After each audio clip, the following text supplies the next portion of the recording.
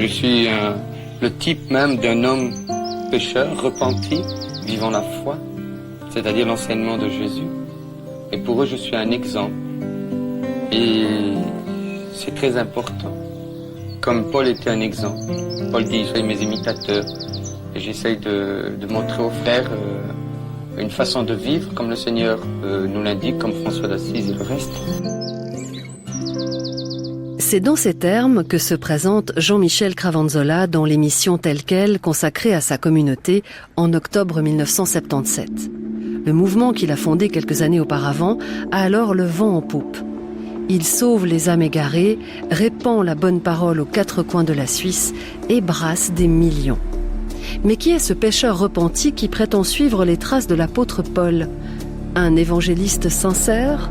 Un prédicateur charismatique doté de dons de guérison?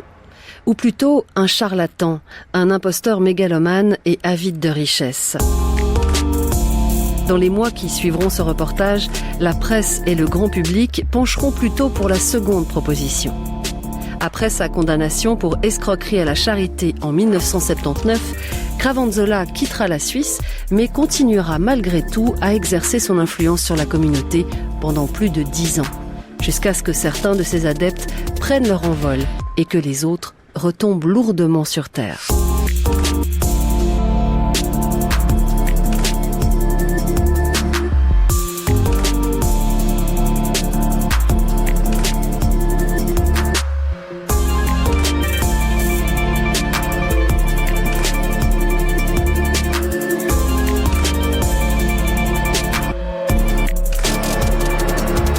Pour ce nouvel épisode de 1001 Archives, je vous invite à me suivre sur les traces de Jean-Michel et de son équipe. Un chemin parsemé de livres, de chansons, de miracles, de belles voitures et de grosses déceptions.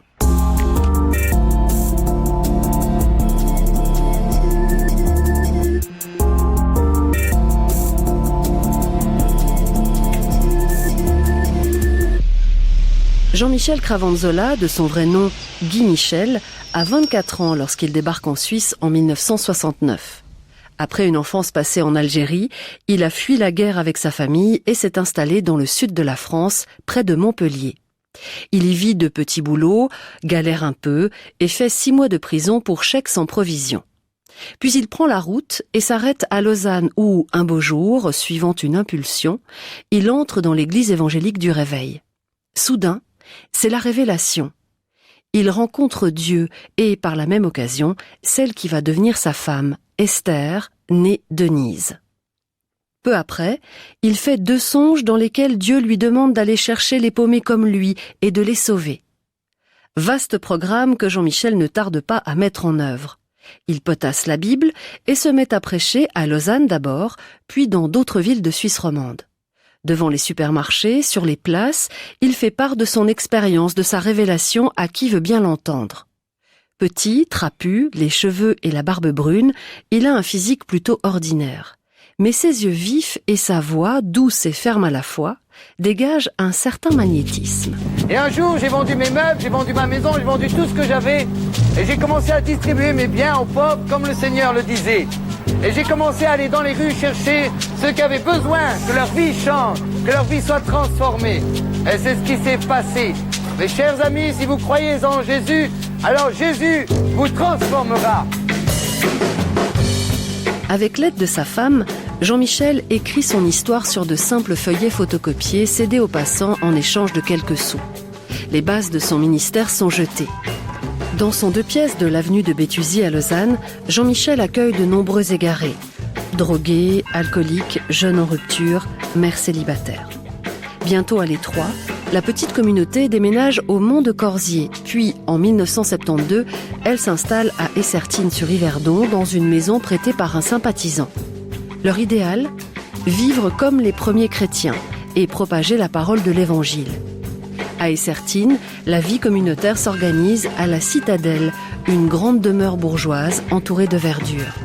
On y a fait construire une chapelle munie d'une vaste baignoire en mosaïque pour y baptiser les nouveaux membres, car la communauté grandit et a désormais un nom, Jean-Michel et son équipe. Aux personnes fragilisées viennent s'ajouter des étudiants à la recherche d'un idéal, des bourgeois désireux d'échapper à leur vie routinière et ennuyeuse.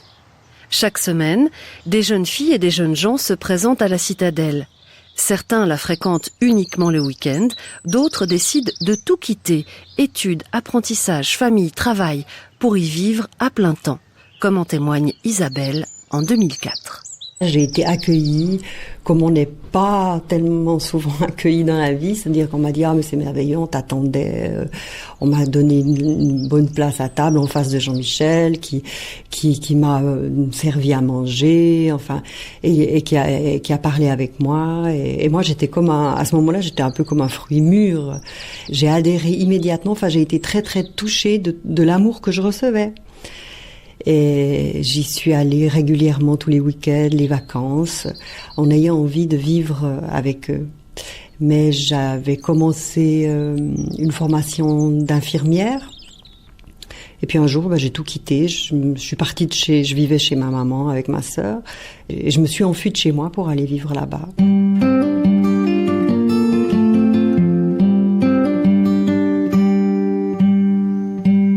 Dès le début, les règles de la maison sont strictes. Pas de drogue, ni d'alcool, pas de tabac non plus. On est bien loin des communautés hippies qui fleurissent un peu partout à l'époque.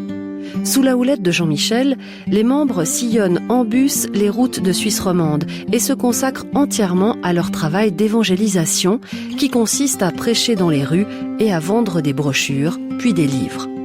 Il y a aussi ces séances d'évangélisation en soirée dans des petites puis des plus grandes salles, au cours desquelles se produit, dit-on, des miracles, comme la guérison soudaine de paralytiques, de sourds ou d'aveugles.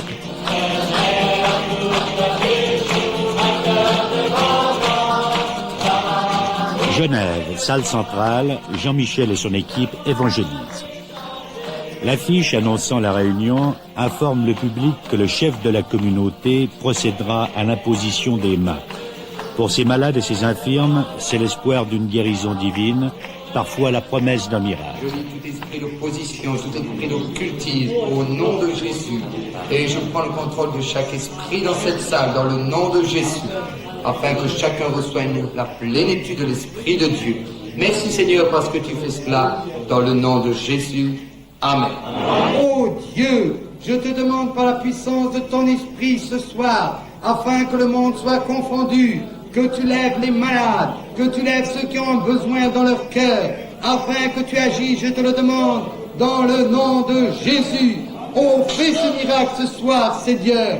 Agis déjà dans les oreilles des sourds, agis dans les yeux des aveugles, agis maintenant, Père. Nous te le demandons dans le nom de Jésus.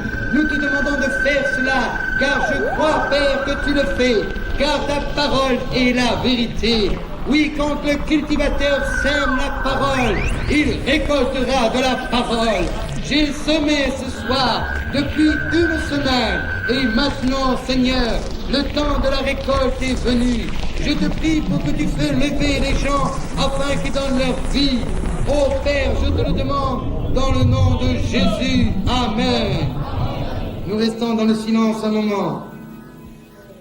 Croyez-vous que Jésus peut vous guérir? Amen. Le croyez-vous? Oui, je l'aime de tout mon cœur. Alléluia, on va prier. Hein? Ayez foi dans le Seigneur.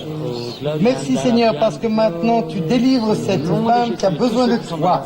Au nom de Jésus, nous lions tout esprit maintenant de paralysie en cette femme. Au nom de Jésus, soyez délivrés et guéris. Merci Seigneur. Amen. Allez maintenant faites un exercice. Essayez voir si ça va ou pas. Allez, ayez foi, marchez dans la foi. Allez-y. Oui. Qu'est-ce que vous avez? Les yeux. Bien, je vais prier pour vous. Vous avez déjà prié une fois, Oui. mais je crois, je reviens, mais je crois que le Seigneur le fait. Alléluia. Esprit de cécité, au nom de Jésus, je t'ordonne de quitter ce corps. Soyez délivrés et guéris au nom de Jésus. Amen. Regardez mon doigt. Est-ce que vous voyez ici mon doigt? Regardez encore. Le miracle semble surtout se produire sur le plan économique. La communauté grandit et passe d'une dizaine d'adeptes en 1972 à quelques 200 membres en 1977. Très vite, le dénuement et la frugalité des débuts cèdent le pas à une certaine opulence. Le parc de véhicules grandit. La communauté rachète et retape plusieurs maisons, dont le château d'Hermanche, ainsi qu'une grande propriété à Vugel-la-Motte. Elle ouvre des antennes au Tessin, en Suisse alémanique et dans le sud de la France. Jean-Michel et son équipe, c'est désormais une véritable PME organisée autour de l'édition et de la vente de livres, de revues et de disques à caractère religieux. La communauté possède même sa propre imprimerie. Pour la distribution, on mise principalement sur le porte-à-porte et les affaires sont florissantes. En 1977, le chiffre d'affaires dépasse les 5 millions de francs. Le best-seller « Et si c'était vrai », traduit en 3 langues, se vend à plus de 300 000 exemplaires. Il faut dire que Jean-Michel et son équipe ont plutôt bonne presse. Ces jeunes gens souriants et propres sur eux inspirent confiance. On reconnaît aussi volontiers les mérites de la communauté dans la prise en charge de personnes souffrant de problèmes de drogue ou d'alcool. La communauté créée par Jean-Michel Cravanzola est dynamique et elle est attirante pour tous ceux que l'on appelle communément les paumés. Car ces paumés, en effet, trouvent un havre, ils trouvent une planche de salut. Et puis, de manière concrète, ils trouvent de la compréhension, ils trouvent de l'amour, ils retrouvent des contacts avec les autres. Alors, en ce sens, cette communauté qui a fait ses preuves avec un certain nombre de drogués qui ont réussi à se déshabituer de leur drogue, cette communauté contribue à remplir ou à combler une lacune de notre système social et, en tous les cas, elle se révèle plus efficace qu'un certain nombre d'institutions mises en place par des milieux privés. D'ailleurs, certains médecins n'hésitent pas à envoyer leurs patients chez Jean-Michel. Fort de ce succès, Cravanzola ne compte pas s'arrêter en si bon chemin. Il a de grands projets pour développer sa communauté, dont celui de faire construire un véritable village. Alors ça, c'est un grand projet. Un immense projet, oui. Vous avez acheté le terrain déjà, combien d'hectares? Oui, on a acheté 40 hectares de terrain. Et il y a eu à peu près 5 à 600 personnes qui nous ont aidés à acquérir ce terrain. Et qu'est-ce que vous allez construire dessus? On va construire des communautés, il y en a 20 avec 70 personnes par communauté, dont 20 enfants. Tout a été prévu et préparé pour que chacun soit à l'aise.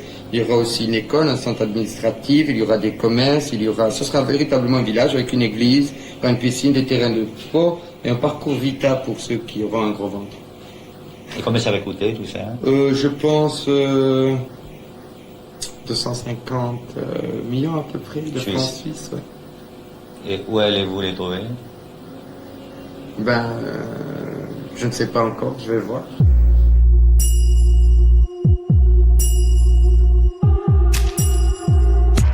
Tout semble aller pour le mieux dans le meilleur des mondes pour l'équipe de Jean-Michel. En apparence seulement. Car derrière les sourires de façade, le quotidien des membres de la communauté est loin d'être idyllique.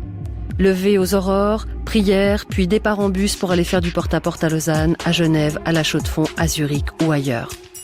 L'objectif de vente est fixé à 30 livres par jour et gare à ceux qui n'y parviennent pas. Écoutons à nouveau le témoignage d'Isabelle. L'histoire des 30 livres, c'est Jean-Michel qui nous a présenté la chose comme ça. Dieu m'a dit que vous deviez vendre 30 livres parce que nous sommes en tant que nature humaine des fainéants. Et c'est pour nous apprendre à travailler. Donc 30 livres, c'est le chiffre que Dieu veut que vous fassiez et il vous donnera la possibilité de le faire.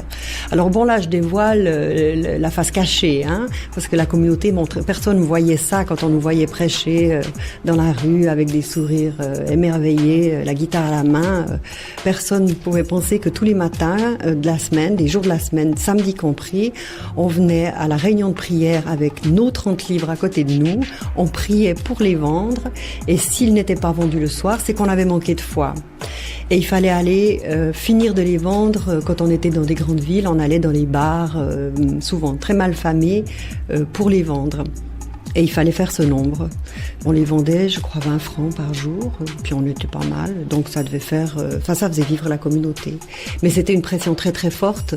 D'ailleurs, les vendeurs, c'était les gens qui étaient spirituels. Ceux qui travaillaient à l'imprimerie ne l'étaient pas. C'était vraiment un peu eux, c'était les paumés, un peu dénigrés. On les considérait moins bien. Nous, on était un peu l'élite en plus, dans cette élite-là. Une hiérarchie stricte s'est établie au sein de la communauté. Il y a les anciens, l'état-major de Jean-Michel, qui donne les ordres et distribue les tâches, et puis il y a les simples membres, dont le statut dépend de l'occupation qu'on leur a attribuée. Les faits et gestes, mais aussi les pensées de chacun, sont constamment épiés, surveillés. Tout écart par rapport à la doctrine est immédiatement rapporté à Jean-Michel ou à un frère ancien. La délation est permanente. Les membres qui ne remplissent pas leurs obligations sont blâmés et humiliés devant les autres. Jean-Michel les accuse de manquer de foi. Seigneur, eh bien, je vais venir devant toi ce matin. Et je te loue pour cette nouvelle semaine qui va commencer. Je te remercie aussi pour cette journée. Je te remets tout mon travail. Je te remercie parce que tu m'accompagnes. Je te donne ton intelligence. Je vais t'apporter mes connaissances. Je te demande de les bénir. Au nom de Jésus. Amen. Même s'ils ne s'en rendent pas forcément compte, c'est bien dans une secte que vivent les quelques 200 adeptes de Jean-Michel. On attend d'eux soumission et obéissance, et toute remise en question est bannie. Jean-Michel décide de tout, de l'achat d'une paire de chaussures au choix du conjoint, comme l'explique un ancien adepte en 1996. Dans la communauté, Jean-Michel nous conseillait sur beaucoup de choses et on pensait à cette époque que les conseils qu'il nous donnait étaient inspirés de Dieu, étaient bons. Et moi, je me suis marié, mais c'était pas vraiment mon choix. On n'a pas pu se connaître vraiment. J'ai idéalisé le mariage puisque Jean-Michel disait nous sommes une race différente de chrétiens. Nous allons révolutionner le monde, créer une nouvelle société. Donc, j'avais cet idéal d'une famille parfaite, d'avoir des enfants et tout. Mais il y avait au fond de mon cœur beaucoup de sentiments contrariés. J'ai eu beaucoup d'amis de la communauté qui ont souffert à cause de ça.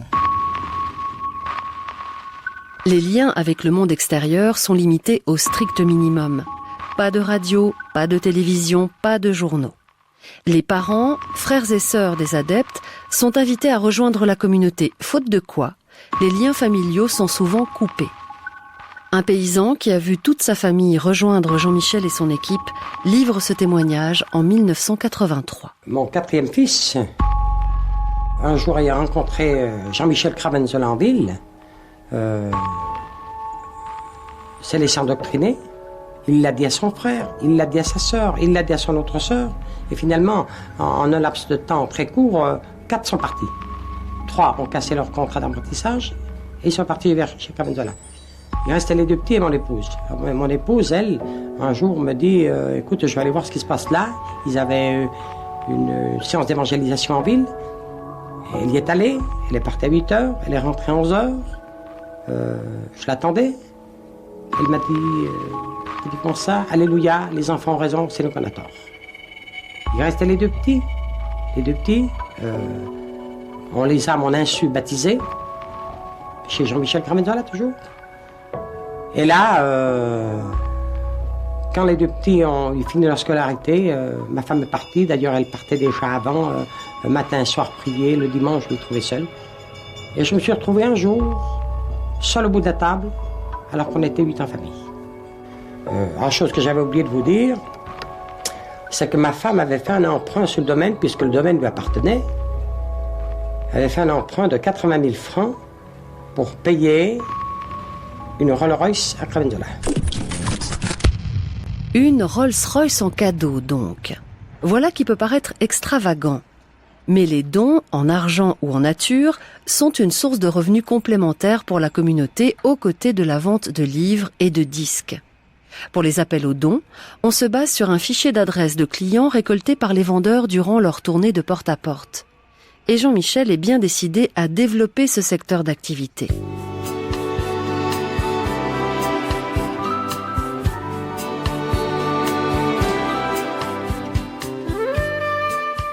Durant ses voyages aux États-Unis, il a rencontré des évangélistes américains adeptes de la théorie de l'abondance.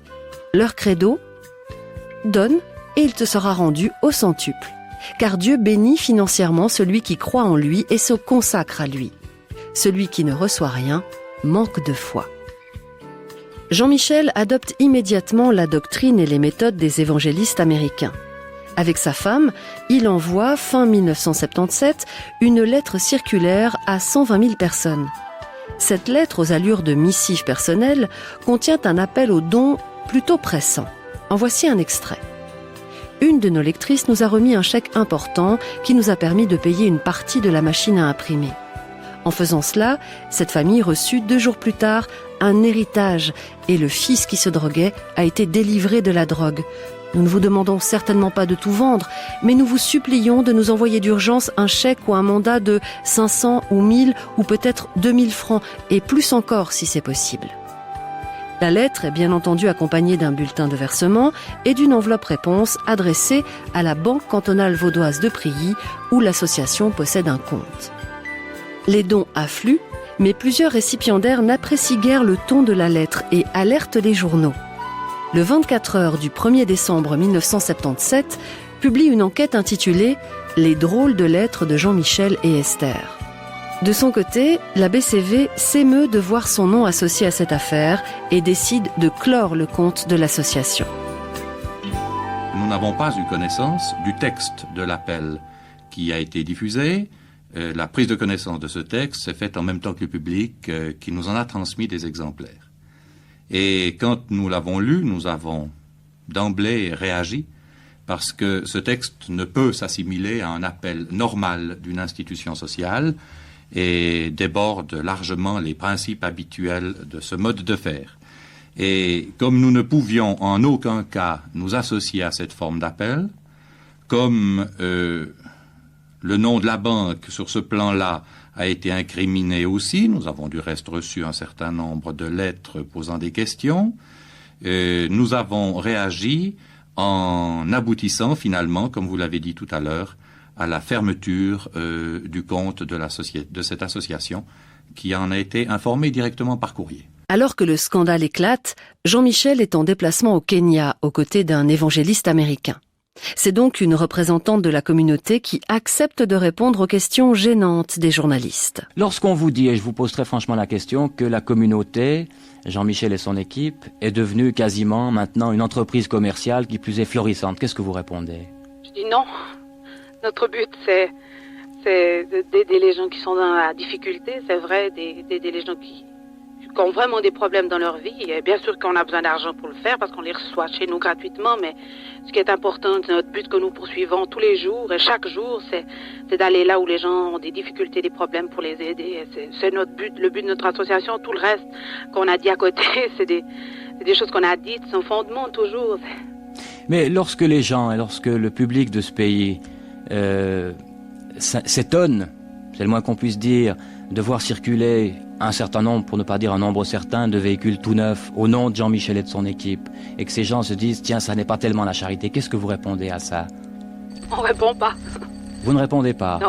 Mais vous ne démentez pas non plus le fait que vous ayez, par exemple, une bonne dizaine en tout cas de véhicules neufs ou presque qui sillonnent les routes de ce pays. Vous ne démentez pas non plus que Jean-Michel se promène dans une voiture de très grand luxe. Ça, je pense que ça ne concerne pas les gens. Et vous trouvez cela compatible avec la notion de charité que vous prônez?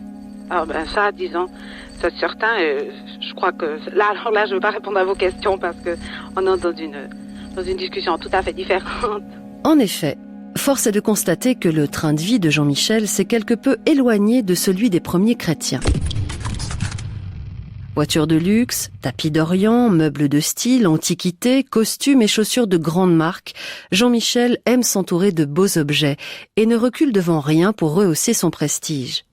Il dépense 200 000 francs pour aménager son appartement personnel d'Épalinges, 52 000 francs rien que pour l'aménagement de sa chambre à coucher. Ce luxe tapageur, en décalage total avec les buts affichés de l'association, attire l'attention de la justice vaudoise qui décide d'ouvrir une enquête pénale. Y aurait-il escroquerie? C'est en juin 1979 que se déroule le procès de Jean-Michel Cravanzola. Fidèle à lui-même, il s'y rend en Rolls, entouré de ses adeptes, chantant et priant à genoux sur les marches du tribunal. Cravanzola assume son goût du luxe. Quand le juge lui demande comment il concilie les voitures de prestige avec son vœu de pauvreté, il répond « On ne peut prêcher l'abondance si on ne la possède pas ». Jésus n'a pas enseigné la pauvreté, mais l'abondance. Au procureur qui questionne le caractère indispensable de ses voyages au Kenya, en Guadeloupe ou ailleurs, Jean-Michel rétorque « C'est un peu comme Jésus qui allait de ville en ville, cela m'a recyclé dans ma foi ». Le procureur requiert 2 ans d'emprisonnement contre Cravanzola. Le verdict du juge du tribunal correctionnel de Lausanne est plus clément. 18 mois avec sursis et 20 000 francs d'amende, assortis d'une interdiction d'exercer une fonction dirigeante au sein de la communauté. Pour le juge, le sursis est justifié par la personnalité complexe de l'accusé, qu'il peine à considérer comme un simple imposteur. Au crédit de Jean-Michel, il retient également la prise en charge et la désintoxication de nombreux drogués au sein de la communauté. La sentence est trop clémente pour le procureur. Ce dernier fait recours et obtient en automne de cette même année 1979 une condamnation à 18 mois de prison ferme.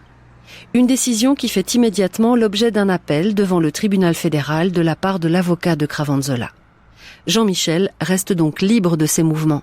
Il en profite pour prendre la poudre d'escampette et se réfugier dans le sud de la France, pays dont il ne peut être extradé. Les démêlés de Cravanzola avec la justice ont considérablement réduit le train de vie de la communauté. Les livres ne se vendent plus et il n'est plus possible de faire appel aux dons. Les dettes s'accumulent et c'est l'Office fédéral des poursuites de Moudon qui prend en charge la situation. Quelle est l'attitude des créanciers en général? Très sympathique. C'est rare de dire ça. D'habitude, on a toujours des gens qui nous téléphonent qu'est-ce que va devenir ma production, etc. Mais au contraire, on nous téléphone plutôt pour nous demander mais qu'est-ce qui va devenir. C'est assez extraordinaire. C'est vraiment une faillite tout à fait spéciale. La faillite est prononcée au printemps 1980. Pourtant, loin de s'avouer vaincue, la communauté demeure soudée autour des frères anciens qui ont pris la relève de Jean-Michel. Aussi, le public craint que les adeptes ne tombent à la charge de l'État. Mais il n'en est rien. Comment allez-vous vous débrouiller maintenant financièrement, puisque vous n'avez plus rien en principe? Eh bien, nous avons des possibilités nouvelles, c'est-à-dire que nous avons créé des nouvelles sociétés commerciales qui n'ont rien à voir avec un travail spirituel ou notre association d'avant, qui a permis à beaucoup de membres de notre communauté de pouvoir se recaser et de pouvoir avoir un salaire normal dans la vie. Où avez-vous trouvé les fonds pour fonder ces sociétés? Eh bien, en partie, ça a été des amis qui nous ont aidés, qui nous ont prêtés, et aussi quelques parents des jeunes de notre communauté. Vous allez toucher des salaires là-dessus? Voilà, nous aurons des salaires normaux, comme toute personne dans la vie. Et comment allez-vous organiser la vie en communauté? Parce que vous allez rester en communauté? Oui, bien sûr, notre idéal n'a pas été détruit, au contraire, renforcé par l'épreuve et la difficulté. Mais nous allons nous organiser d'une manière où chaque personne qui travaillera, qui gagnera un salaire, donnera une participation, un forfait au début de chaque mois, qui permettra d'acheter les nécessités de la vie communautaire. Plus question de commercialiser des livres à caractère religieux. On se lance alors dans la vente de bijoux fantaisie fabriqués à base de fleurs séchées. Les responsables de la communauté prennent soin de se mettre en conformité avec la loi. Désormais, les membres toucheront des salaires et paieront taxes et impôts.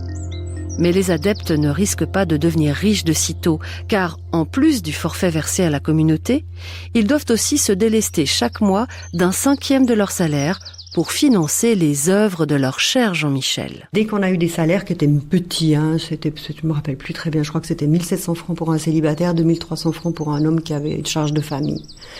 Et là, tout de suite, Jean-Michel a demandé le 10% de nos salaires. Il vivait en France à l'époque.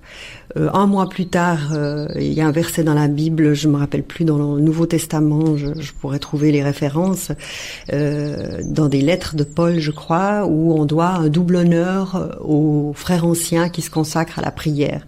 Donc, double honneur voulait dire pour Jean-Michel double dîme. Alors, c'est pour ça qu'il y a eu 20%. Et puis après, il a exigé que chacun fasse des emprunts. Et on a tous fait des emprunts. Il y a eu quelques personnes qui voulaient pas les faire. Et là, il y a eu des pressions très très fortes. C'était une question de salut. Là aussi. C'était toujours ce même principe. T'es libre, tu veux pas le faire, mais tu t'en vas et tu es perdu. Donc, on les a fait. Et on s'est tous endettés, mais au-delà avec cette idée que si on emprunte une grosse somme pour le serviteur de Dieu, eh bien, Dieu va nous bénir en retour et nous aidera à rembourser les mensualités qui étaient gigantesques sur 5 ans. Et ça c'était... Et lui, il recevait tout ça.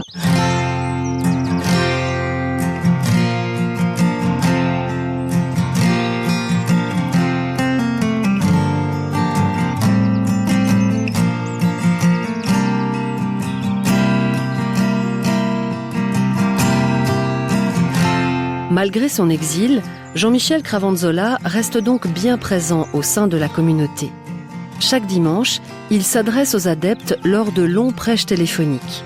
Afin de maintenir son emprise, il instaure un système de confession des péchés qui lui permet de connaître les pensées et les actes de ses fidèles, et il n'hésite pas à les reprendre publiquement en cas de non-respect de la doctrine. Frère Jean-Michel a établi ses nouveaux quartiers à La Française, un petit village du Tarn-et-Garonne où il reçoit en août 1980 une équipe de la télévision suisse romande. Pourquoi n'êtes-vous pas resté en Suisse purger votre peine? Parce que j'ai toujours espoir de ne pas la faire. Si j'avais été en Suisse puis je l'aurais fait, ils m'auraient condamné à la peine que j'aurais passé en prison. Et ce que je veux être, c'est acquitté. Et je le serai. Mais ça donne parfois l'impression que vous avez fui. C'est pas l'impression, j'ai fui. C'est pas une impression. J'ai fait ce que Jésus a dit. Si vous êtes persécuté dans un endroit, fuyez dans l'autre. C'est exactement ce que j'ai fait. Devant les caméras, Cravanzola montre fièrement le terrain en friche qu'il vient d'acquérir et où il compte réaliser son nouveau projet. Un vaste parc d'attractions bibliques inspiré par sa visite à Disneyland. Alors, à cet endroit-là, que vous voyez ici, face à vous, nous allons construire une cathédrale. Et nous pensons la faire de 12 000 places. Ce sera une cathédrale la plus grande d'Europe, pratiquement. Et dans ce sens-là, ici, vous avez Bibleland qui sera construit. C'est-à-dire, comme Disneyland, nous allons construire un endroit où toutes sortes de personnes pourront venir. Et vous avez ici, sur ma droite, vous avez le village de Bibleland, où les gens pourront venir se restaurer. Il y aura aussi également une petite université qui sera construite. Il y aura aussi également un hôpital, des restaurants, etc. Et tout cela pour vous servir. Mais l'affaire tourne court. Il n'y aura pas de Bibleland dans le Tarn-et-Garonne. Fin 1981, la justice française commence à s'intéresser aux activités de Jean-Michel qui, sentant le vent tourner, se réfugie en Floride. Il y obtient une green card en février 1982, quelques mois avant qu'un mandat d'arrêt international ne soit émis contre lui par la France. Il s'installe avec sa femme et leurs 5 enfants dans une zone résidentielle de luxe à Boca Raton. Le nom de ce quartier protégé ? The Sanctuary, le sanctuaire, ça ne s'invente pas. Son style tape à l'œil et ses déclarations fantaisistes sur sa rencontre avec Jésus attirent vite l'attention de ses nouveaux voisins. Il faut dire qu'il roule volontiers dans une Excalibur flanquée de son nom écrit en lettres d'or et que ses 5 enfants se promènent tous avec une Rolex au poignet. On a connu plus discret. L'un des résidents, un riche Jordanien, décide de mener l'enquête et découvre que Cravanzola est recherché aussi bien en Suisse qu'en France pour escroquerie. La police locale est alertée, mais Cravanzola et toute sa famille sont introuvables lorsqu'elle se présente à la villa. Après un court séjour au Canada, ils reviennent en Floride où ils ne seront jamais dérangés par les autorités. Selon le département américain de la justice, ni la France ni la Suisse n'a demandé l'extradition de Cravanzola. Et la justice américaine n'a rien à lui reprocher. Avec sa femme, Cravanzola monte un commerce d'import-export d'articles de mode italienne. Ils ouvrent aussi une boutique de luxe appelée Tony et Laura de Paris. Jean-Michel crée également une fondation religieuse, Island of Faith, dans le but de soutenir son projet de parc d'attractions bibliques. Mais ses activités d'évangélisation demeurent discrètes. Alors que les Rolls-Royce, limousines Mercedes et autres coupés de sport, Chevrolet ou Corvette s'alignent devant la villa des Cravanzola à Boca Raton, les adeptes restés en Suisse continuent à tirer le diable par la queue, tout en espérant un jour pouvoir également profiter des largesses du Seigneur. Les frères anciens font régner l'ordre et la discipline. Ils prêchent chaque jour de la semaine, le dimanche étant réservé aux longues prédications de Jean-Michel en téléconférence. Malgré les brimades, les humiliations et les contraintes financières, rares sont pourtant les adeptes qui décident de quitter la secte. Moi, j'ai eu plusieurs fois l'envie de quitter la communauté, mais comme dès le départ, en 1972, quand je suis arrivé, tout de suite, par l'enseignement qui était donné au sein de la communauté, comme on était une race élue, donc les gens qui étaient en dehors de la communauté, eh bien, ils étaient privés de la bénédiction de Dieu. On perdait notre communion avec Dieu, on perdait l'amour de Dieu, on répondait plus à l'appel de Dieu, on était vomi de la bouche de Dieu. Alors on vivait constamment avec cette peur-là. Donc, quand on avait l'idée de partir de la communauté, eh bien, soit si on en parlait, eh bien, on était repris sévèrement par des prédications, parce qu'on était constamment arrosé de prédications chaque matin, ou même des fois le soir, où on nous réunissait s'il y avait des conflits, on était réunis avec les frères anciens, et puis là, on était exhortés, repris dans nos pensées. Donc, j'ai eu plusieurs fois l'envie de partir de la communauté. Puis il y avait aussi la peur parce qu'on vivait dans une communauté fermée, sans télévision, sans radio, sans rien, séparé de notre famille. Alors on avait peur aussi du dehors, mais surtout cette peur d'être condamné, cette peur d'être perdu aux yeux de Dieu, qui était une angoisse permanente. Pour rester dans les bons papiers du Seigneur, les frères et les sœurs poursuivent leur travail d'évangélisation durant leur temps libre. Il n'est pas rare de les croiser dans les rues des villes romandes. Un jour, j'ai fait une prière à Dieu, il y a 9 ans de cela. J'ai demandé à Jésus-Christ qu'il me délivre de la drogue, qu'il délivre mon cœur de la solitude, qu'il délivre de mon cœur du néant où je vivais. Et ce jour-là, ma vie a été complètement changée. Et j'ai été totalement délivré de la drogue. J'étais totalement un homme transformé. Et aujourd'hui, je suis fier de témoigner de ma foi en Jésus-Christ. Je suis fier de témoigner qu'il y a un Dieu qui existe. Que Dieu vous bénisse, mes amis. En plus des prêches de rue, des milliers de brochures et cassettes sont envoyées à travers la Suisse par le service Action et Compassion, successeur de Jean-Michel et son équipe dans le domaine de l'édition. Désirez-vous la liste de nos publications? Livres, disques, journaux, cassettes? Alors écrivez à Service Action et Compassion, rue des Planches 7, 1510 Moudon, Suisse. Jean-Michel est toujours bien présent dans ses ouvrages au titre révélateur « Suis-moi »,« La vraie liberté » ou encore « Comment être guéri du cancer » avec un Jean-Michel Cravanzola tout sourire en couverture. Un frère ancien se lance à son tour dans les séances d'évangélisation avec guérison à la clé, devant des salles au public clairsemé. N'est pas Jean-Michel qui veut. Mais côté business, les choses se passent plutôt bien pour l'équipe de Cravanzola.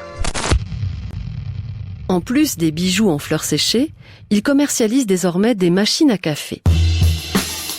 À la fin des années 1980, lors d'une foire en Italie, un frère ancien remarque une invention dont il détecte tout de suite le potentiel. Il s'agit d'un fer à repasser à vapeur sous pression.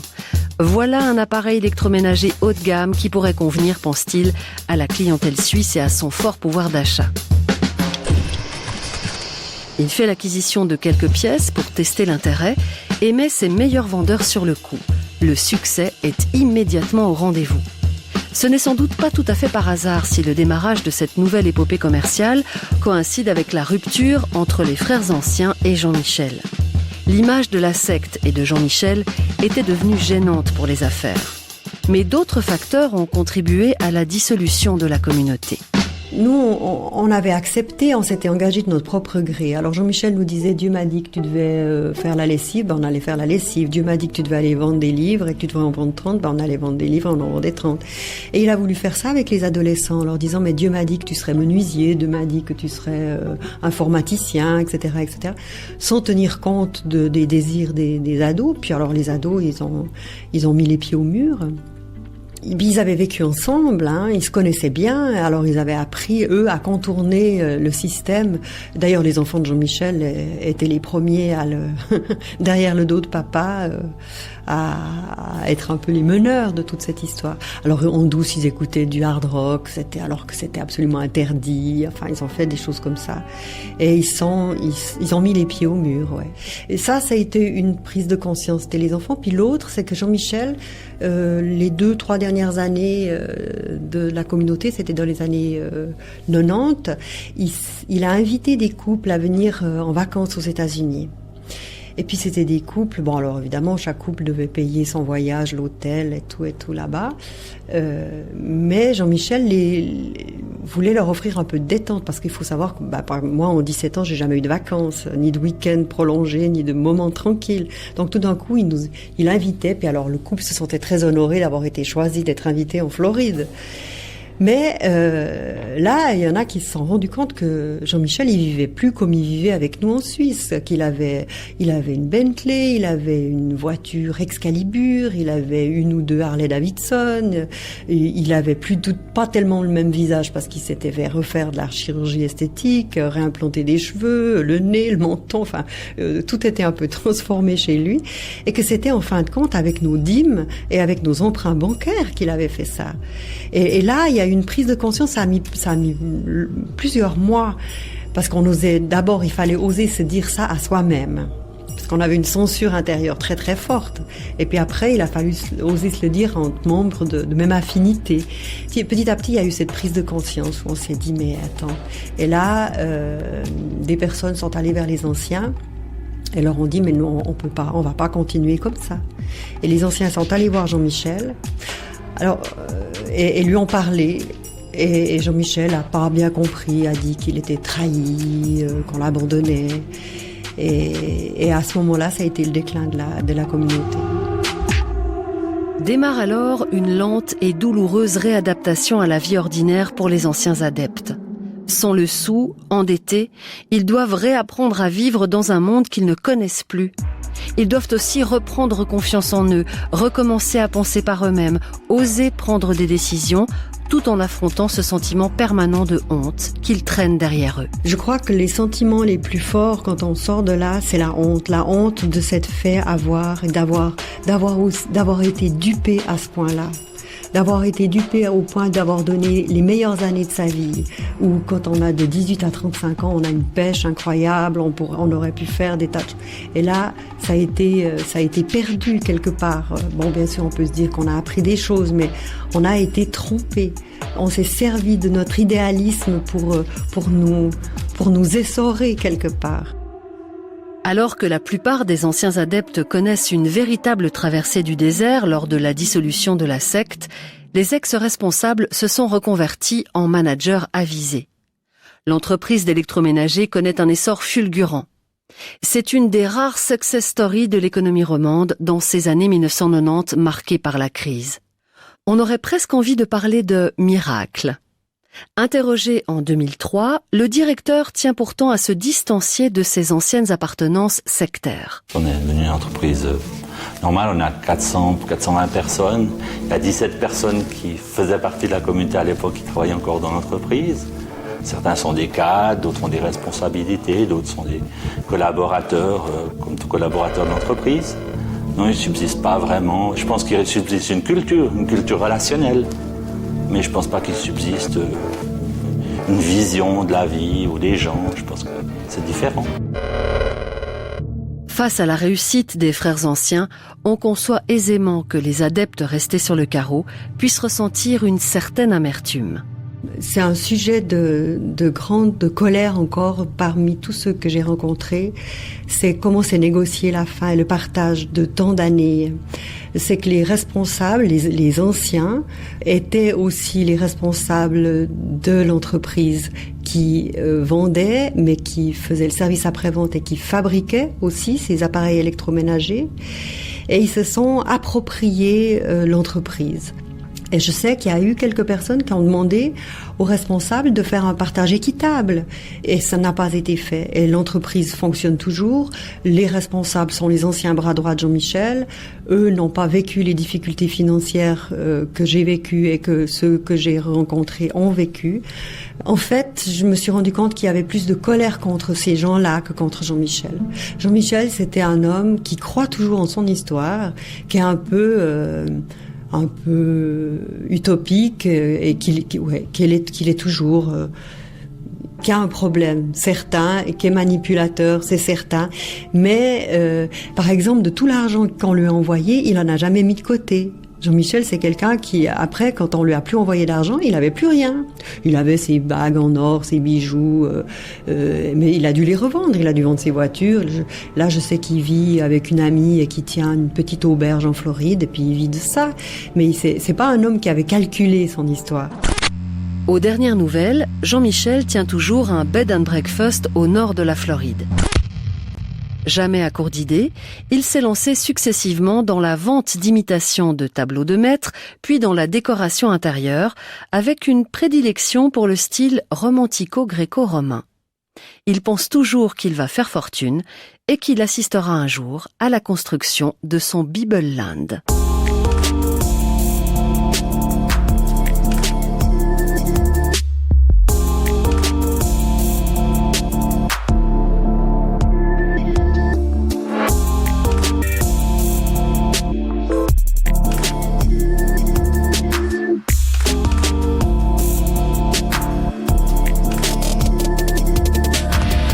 C'était 1001 archives proposées par les archives de la RTS, un podcast réalisé par Mathieu Ramsauer, écrit par Aurélie Roulet, avec la voix de Sophie Richard.